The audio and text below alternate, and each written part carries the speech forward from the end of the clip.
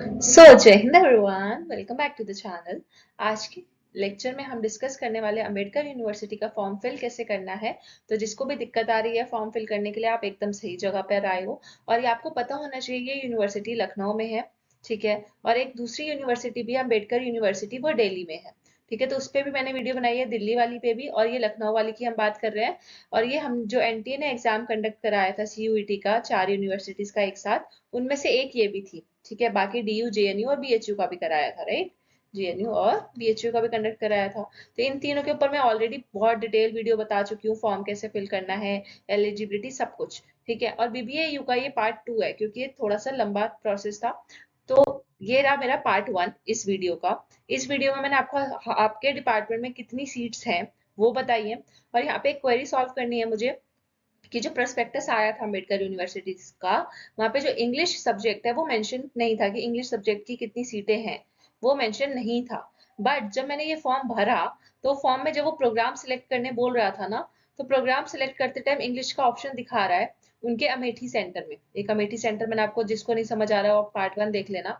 तो यहाँ पे ये दिखा रहा है, तो इंग्लिश वाले जो भी बच्चे हैं, ठीक है, वो भी ये फॉर्म भर सकते हैं। तो मैंने ये क्लियर कर दिया। ऑल्दो उनके पास कितनी सीटें हैं या प्रोस्पेक्टस में मेंशन नहीं है, या प्रोस्पेक्टस अभी तक अपडेट नहीं किया उन्होंने, पर अगर वो ऑप्शन दे रहे हैं कि पीएचडी में आप ले सकते हो एडमिशन, तो पक्का से ले सकते हो।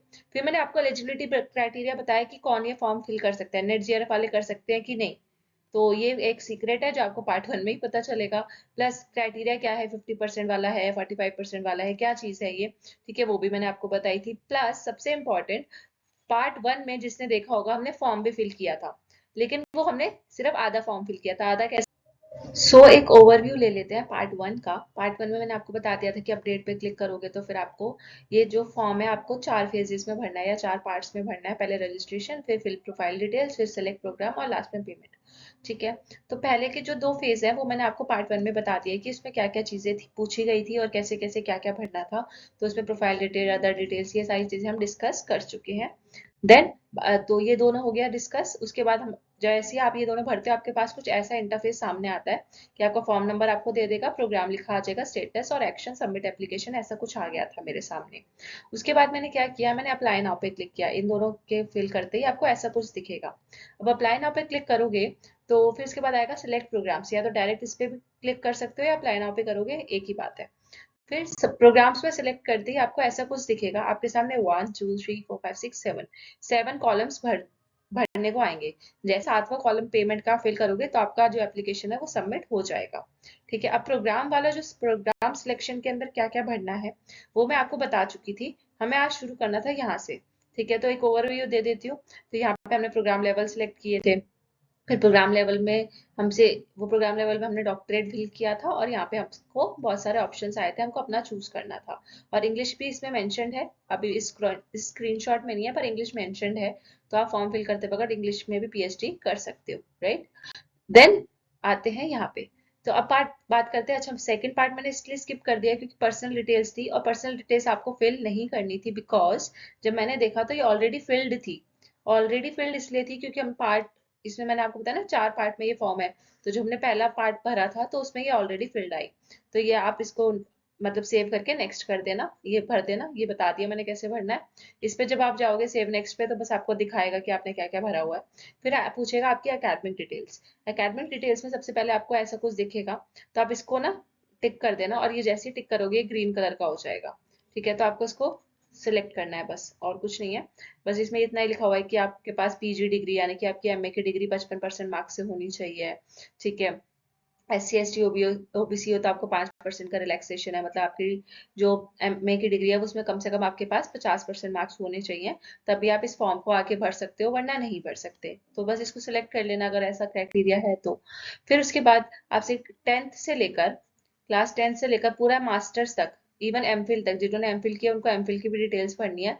सब कुछ सब कुछ सब कुछ पूछेगा, ठीक है। तो दिक्कत आपको आ सकती है, ये तो आपको अपना अपना सबको पता ही होगा, ठीक है, अपना स्कूल का नाम वगैरह। मेरे जैसे सीबीएसई था। यहाँ पे ये चीज पूछा है, क्लास 9th में, सॉरी क्लास 10th में आपके पास क्या सब्जेक्ट कॉम्बिनेशन थे। तो मेरे पास जो कॉम्बिनेशन थे मैंने वो भर दिए, ठीक है। मैंने बस ये फॉर्म आपको दिखाने के लिए भरा है, मैंने सबमिट नहीं किया, मैंने पेमेंट नहीं करी, ठीक है। सो बस ऐसी कि देख रही थी मैं क्या क्या पूछा जा रहा है, ताकि कहीं दिक्कत आ रही है तो मैं बता सकूं। अच्छा, यहाँ पे दिक्कत आ सकती है आपको, क्योंकि जिन जिन बच्चों ने सीबीएसई से किया हुआ होगा ना क्लास 10th और 12th, तो उनका रिजल्ट ज्यादातर सीजीपीए में आता है या ग्रेड पॉइंट्स में आता है। तो लेकिन इसमें पूछा है परसेंटेज। तो परसेंटेज कैसे आएगा अगर आपका रिजल्ट सीजीपीए में है? तो आप क्या करो, सीजीपीए जितनी आई है उसको मल्टीप्लाई कर दो 9.5 से। ठीक है, ये सीबीएसई का रूल है, सीबीएसई की गाइडलाइंस के अकॉर्डिंग। तो जैसे आप इसको 9.5 से मल्टीप्लाई करोगे, जो भी आपके पास आता है आंसर, वो यहाँ पे आप लिख देना। जैसे मेरे फॉर एग्जाम्पल मान के चलते हैं 95% बन रहे हैं, मल्टी जब मैंने सीजीपीए को 99.5 से मल्टीप्लाई किया तो 95% बन रहे हैं। तो यहाँ पे मैं परसेंट का निशान नहीं डालूंगी, सिर्फ 95 लिखूंगी। ठीक है, कहीं परसेंट का निशान मत डालना। ठीक है, इतना 95 लिख दो काफी है, और मतलब जो भी आपकी परसेंट बन रही हो। देन इसके बाद आपको 12th का भी सेम ऐसे ही पूछेगा। अच्छा, दिक्कत आ सकती है यहाँ पे ग्रेजुएशन में, और जब मास्टर्स की डिटेल्स आपसे मांगेगा ना, ग्रेजुएशन और मास्टर्स की, तो वो सब तो आप अपने हिसाब से डाल लोगे कि आपने ग्रेजुएशन ऑनर्स में किया है या फिर सिंपल बीए प्रोग्राम वगैरह किया है, बीकॉम वगैरह जो भी ऑनर्स किया है तो यस। तो यहाँ पे आपको पूछा गया है ग्रेजुएशन का सब्जेक्ट कॉम्बिनेशन।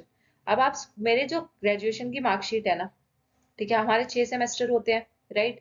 उसमें कम से कम 26 सब्जेक्ट है। अब एक बात बताओ, मैं 26 के 26 जो मैंने पढ़े हैं अपने ग्रेजुएशन में, वो सारे क्या यहाँ लिखने बैठ जाऊं? नहीं ना। तो मैंने क्या पॉलिटिकल साइंस ऑनर्स से किया हुआ है, तो मैंने पॉलिटिकल साइंस लिख दिया, बस छोड़ दिया। अब इसमें आपको सारा भरने की भी जरूरत नहीं है। क्यों, वो भी मैं आपको बताऊंगी। भरना चाहो तो भर सकते हो, पर मेरे को नहीं लगता it's of no use I guess. इतना मतलब वो फॉर्म में क्यों नहीं भरना चाहिए, वो थोड़ा लास्ट में आपको पता चलेगा। ठीक है, सो अब एकेडमिक डिटेल्स भरने के बाद आपसे ये नेट इक्विवेलेंट डिटेल्स वाला ऑप्शन आएगा जब आप सेव एंड नेक्स्ट करोगे। यहाँ पे आपको कुछ ऐसा कॉलम दिखेगा। ठीक है, अब आपको यहाँ पे अपना यूजीसी नेट जिनका क्लियर है, जिनका जिनका सीएसआईआर में क्लियर है, उनको तो दिख रहा है कि विदाउट जीआरएफ या इंक्लूडिंग जीआरएफ नेट हुआ है कि नहीं, वो तो सिलेक्ट कर लेंगे। ठीक है, जिनका जहाँ पे है मेंशन वो कर लेंगे। लेकिन उनका क्या, जिनके पास सिर्फ जो आर्ट्स बैकग्राउंड से हैं, ठीक है, ये तो चलो सीएसआईआर तो साइंस वालों के लिए होता है। ठीक है, तो जिनके पास सिर्फ यूजीसी नेट के नाम से डिग्री है ना, तो वो क्या करना, वो आप अदर्स सेलेक्ट करना, अदर्स। ठीक है, अगर आपके पास नेट है तो, नेट या जेआरएफ है तो। ठीक है, हो सकता है नेट हो सकता है जेआरएफ भी हो, तो अदर सेलेक्ट करना। अभी मैं बताऊंगी एंट्रेंस वालों को क्या सिलेक्ट करना है। मतलब जिनके पास एंट्रेंस है, जिनका अभी एंट्रेंस क्लियर हुआ है, पर उनके पास यूजीसी नेट या जेआरएफ नहीं है, ठीक है, नेट या जेआरएफ नहीं है, तो वो क्या सिलेक्ट करेंगे वो भी बताऊंगी। पर अगर आपके पास नेट है, ठीक है, क्योंकि कुछ बच्चे थे ना जिनका, जैसे मेरे पास नेट था फॉर एग्जाम्पल, ठीक है, या नेट या जीआरएफ था मेरे पास, लेकिन फिर भी एंट्रेंस दिया, अंबेडकर यूनिवर्सिटी का एंट्रेंस मैंने दिया, तो मेरे पास एक अच्छा चांस है कि मैं चलो उनको अपनी क्वालिफिकेशन बता सकती हूँ। ऑल्दो मैंने आपको जैसे बताया था पिछली वीडियो में, ये जो फॉर्म है सिर्फ एंट्रेंस वालों के लिए ही निकला है, जिन्होंने पीएचडी एंट्रेंस दिया था अभी, ठीक है, सीयूईटी वाला। ठीक है, ये फॉर्म सिर्फ उन्हीं के लिए है, और क्योंकि स्पेशली नोटिस में मेंशन है कि ये फॉर्म वो लोग भरेंगे जिन्होंने एंट्रेंस दिया है। नोटिस में ये बात लिखी हुई है साफ साफ, तो ये मैंने आपको पिछली वीडियो में बता दी थी। लेकिन मान लो मैंने एंट्रेंस भी क्लियर किया है और मेरे पास यूजीसी नेट का नेट भी है और जीआरएफ भी है, तो मेरे से बस वो इतना पूछ रहे हैं कि तुम्हारे पास क्या नेट या जीआरएफ कुछ है या नहीं। अगर नहीं है तो नॉट एप्लीकेबल कर दो। ठीक है, अगर है तो अदर्स पे क्लिक कर दो। अदर्स पे जैसे ही क्लिक करोगे तो आपसे मांगेगा इन्फॉर्मेशन। ये मैंने अदर्स पे क्लिक किया, मेरे से मांगी इन्होंने इन्फॉर्मेशन कि अच्छा आपके पास अदर्स में क्या है फिर, क्योंकि उस ऑप्शन में यूजीसी नेट तो लिखा हुआ नहीं था और मेरे पास यूजीसी नेट है। अब मैं यहाँ पे क्या करूंगी ना, ब्रैकेट डाल के लिख दूंगी विद जेआरएफ, और अगर जिसके पास जेआरएफ नहीं है, सिर्फ नेट क्लियर है, तो ब्रैकेट डाल के लिख दूंगी विदाउट जेआरएफ। ठीक है, एनटीए यूजीसी नेट, और यहाँ पे डाल दूंगी विदाउट जेआरएफ। ठीक है, दोनों में से कोई भी एक चीज लिख दूंगी। क्यों मैं ऐसा क्यों कर रही हूँ, क्योंकि जब मैंने आपको अभी दिखाया कि प्रीवियस ऑप्शन में, वहां पे जो ऑप्शंस दिए हुए थे ना, जब सीएसआईआर नेट वाला भी जो ऑप्शन था, उसमें भी ब्रैकेट में विद जेआरएफ और विदाउट जेआरएफ लिखा हुआ था। तो जैसे इन्होंने पूछा है, हम भी इन्हीं की भाषा में इनको जवाब दे देंगे। ठीक है, फिर आप अपना यहाँ पे डेट डाल दो कि ईयर ऑफ पासिंग क्या था, 2023 में क्लियर हुआ था। फिर अपना रोल नंबर डाल दो, नेट का रोल नंबर, जो आपको सर्टिफिकेट मिलता है नेट का, उसमें आपका रोल नंबर मेंशन होता ही है। और नेट, आपने नेट कौन से सब्जेक्ट से क्लियर किया, मैंने पॉलिटिकल साइंस से क्लियर किया तो पॉलिटिकल साइंस डाल दूंगी वैसा। ठीक है, ये क्लियर हो गया। यहाँ पे मैंने आपको दिखाया, जैसे ये देखो, है ना। अब आपके पास नहीं है तो आप लिख दो नॉट एप्लीकेबल। नॉट एप्लीकेबल का मतलब ये कि आपका पीएचडी एंट्रेंस के थ्रू ही आप आ रहे हो। ठीक है, मैं और मैंने आपको अदर्स पे क्यों नहीं बोला, अदर्स पे इसलिए नहीं बोला क्योंकि यहाँ पे ऑप्शन पूछा ही गया है कि नेट या नेट से इक्वल कोई इक्विवेलेंट डिटेल आपके पास है कि नहीं, वो पूछी गई थी। तो आप लिख देना नॉट एप्लीकेबल, इसका मतलब प्योरली आप on the basis of entrance आ रहे हो। देन फिर जब आप अदर डिटेल्स में जाओगे तो ये ऐसी डिटेल आएंगी, ये जो ऑलरेडी हम पार्ट 1 में फिल कर चुके हैं, बस आपको ये दिखा रहा है कि आपने जो पहले डिटेल्स भरी हुई थी वो। तो बेसिकली हमने ये नहीं भरना, ये वाला भी हमें नहीं भरना, ऑटोमेटिकली फिल्ड आएगा। हमें 1 2 3 और चौथा, ये 4 चीजें भरनी है। अच्छा, अब अपलोड्स में क्या पूछा गया है, यहाँ पे आपको पता चलेगा कि आपको रिसर्च प्रपोजल भरना है या नहीं भरना। तो तैयार रहो भाई गुड न्यूज के लिए। ये वाला है अपलोड्स, यहाँ पे आपको रिसर्च प्रपोजल अपडेट नहीं करना, that's the good news for you. Photo और सिग्नेचर ऑलरेडी अपलोडेड आएंगे क्योंकि आप ऑलरेडी इसको पार्ट 1 वाला जो कॉलम होगा उसमें अपडेट कर चुके होगे। इनकम सर्टिफिकेट होगा तो अपलोड कर देना, वरना रहने देना। देन क्लास 10th का, 12th की मार्कशीट, 10th की मार्कशीट, ये सब आपको अपलोड करनी है पीडीएफ में या जेपीजी जैसे भी। देन दौलत राम कॉलेज इसलिए आ रहा है क्योंकि मैंने दौलत राम कॉलेज भरा था ना फॉर्म फिल करते टाइम, इसलिए। तो वो ग्रेजुएशन की मार्कशीट और प्लस अगर आपको ग्रेजुएशन से आपने डिग्री भी ले ली है, ठीक है, तो उन दोनों का एक ही पीडीएफ बना के अपलोड कर देना। देन यहाँ पे मास्टर्स का अपलोड कर देना, ठीक है। अब मैं पता है क्यों बोल रही थी कि जो वो सब्जेक्ट कॉम्बिनेशन पूछा था ना, तो मैं इसलिए कह रही थी यार सब्जेक्ट कॉम्बिनेशन में इतने सारे सब्जेक्ट्स होते हैं हमारे मास्टर्स में, ठीक है। मेरे तो ग्रेजुएशन में 26 थे कम से कम, और मास्टर्स में भी कम से कम 20 सब्जेक्ट्स तो हमने पढ़ी हैं, मतलब अलग अलग सेमेस्टर को मिला के। तो उस सब का नाम लिखना पॉसिबल नहीं है। तो अगर हम फाइल अपलोड कर रहे हैं, अपनी मार्कशीट ही अपलोड कर रहे हैं यहाँ पे, तो वो जो भी है वो खुद ही देख लेंगे ना कि हमारे पास कौन कौन से सब्जेक्ट्स थे। वहां पे तो सिर्फ उन्होंने ऐसे ही एक फॉर्मेलिटी के लिए डाला है, वो 10th और 12th के लिए डाला था। वैसे 10th और 12th के सब्जेक्ट कॉम्बिनेशन कम होते हैं तो वो डाल सकते हैं, बट ऐसे फॉर्म बनाया होगा तो उससे कोई दिक्कत नहीं आएगी, ठीक है। तो आप वहाँ पे सिर्फ पॉलिटिकल साइंस है, अगर आपका ऑनर्स नहीं है और कोई बीए प्रोग्राम वगैरह है तो वहाँ पे आप क्या करना, अपने सब्जेक्ट कॉम्बिनेशन कम हो तो डाल देना, या फिर 2-3 सब्जेक्ट छोड़ के एक्सेट्रा लिख देना बस, ठीक है। और यहाँ पे आपको अदर रिसर्च फेलोशिप सर्टिफिकेट यानी कि अपना नेट या जीआरएफ का सर्टिफिकेट डालना है, ठीक है। और अगर नहीं है तो इसको खाली छोड़ दो। ऐसा नहीं है कि आप अगर कोई कोई फाइल सिलेक्ट नहीं करोगे तो आपका फॉर्म सबमिट नहीं होगा। अब भाई नहीं है जिसके पास तो वो क्या ही अपलोड करेगा ना, राइट। तो इसको खाली भी छोड़ सकते हो, कंपलसरी नहीं है, ठीक है। बाकी आपको नेशनल लेवल एडमिशन टेस्ट का डालना है पीडीएफ, यानी कि अपना पीएचडी एंट्रेंस का स्कोर कार्ड, जो अभी आपने पीएचडी एंट्रेंस क्लियर किया उसका स्कोर कार्ड आया होगा ना, तो वहाँ वो यहाँ पे अपलोड करना है। प्लस यहाँ पे दोबारा से पीजी डिग्री अपलोड करने के लिए बोल रहा है, ठीक है। तो यहाँ पे आप पीजी डिग्री, यहाँ पे तो आप मास्टर्स की डिग्री अपलोड कर देना, डिग्री और मार्कशीट दोनों का पीडीएफ बना देना। यहाँ पे सिर्फ मार्कशीट अपलोड करना, क्योंकि वो सिर्फ इतना देखना चाहता है मार्कशीट में कि आपके 50% 55% वाला क्राइटेरिया फुलफिल हो रहा है या नहीं। तो यहाँ पे भी, तो मतलब ये दो कॉलम्स है, एक ये वाला कॉलम और एक ये लास्ट वाला, दोनों में एक जैसी चीजें ही अपलोड करनी है। तो कर देना, कोई बात नहीं, क्या पता इन्होंने गलती से डाल दिया हो। ये था आज का वीडियो, और हमने सारी चीजें फिल कर ली, ये थी ये।